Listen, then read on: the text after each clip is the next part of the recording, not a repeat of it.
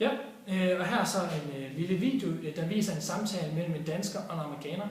Og de snakker om, hvordan det er at bo i Amerika, og hvilke værdier, der er vigtige. Hej, mit navn er Cecilie, og jeg arbejder som lærer. Hello, my name is John, and I work at the local McDonald's. Hvad så? Hvordan er det at bo i USA? Well, it's very good indeed.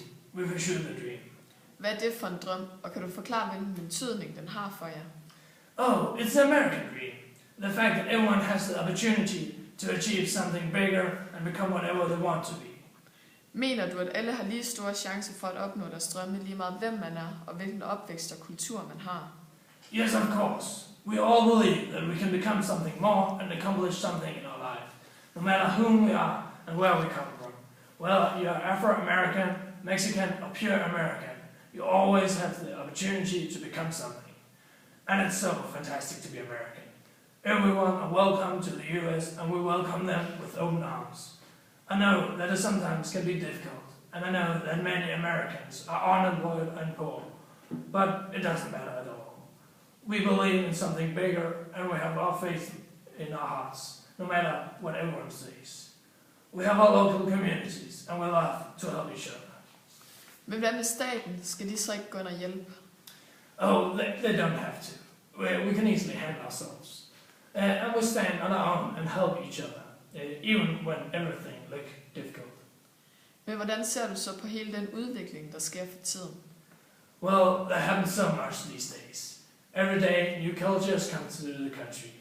And for example, over the last month, 4 new employees have joined our McDonald's. Everyone with their own culture and beliefs. And there have been a huge development over the last couple of years. Every time I turn off the television, I hear about the globalized world and how we all are connected. Men med alle de forskellige kulturer, er der så slet ikke opstået nogle konflikter og problemer?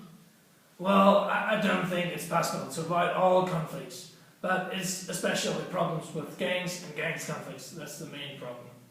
Men hvad skyldes det, og hvorfor tror du, bander er blevet så stort et problem?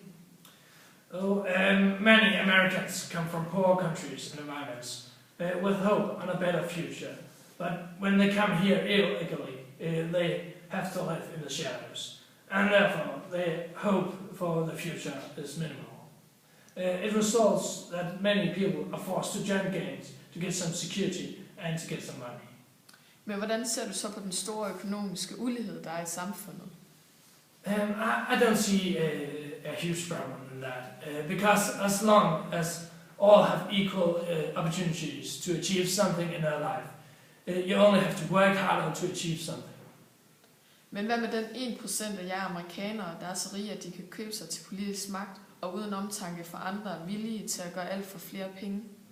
Well, it's right that someone uses our society more than others, and I see the problem with that. Well, in fact, I think they should care more about the less wealthy instead of focusing only on themselves. But as long as we fight for freedom and freedom to make our own choices, I think the world would be okay. Ja, og jeg kan da forstå, at I har en masse værdier, som I vægter højt, og de så har uden tvivl været med til at danne jeres samfund, som det er i dag. Det har været en fornøjelse at snakke med dig, og jeg ønsker dig alt held og lykke med drømmen. Thank you. Thank you very much.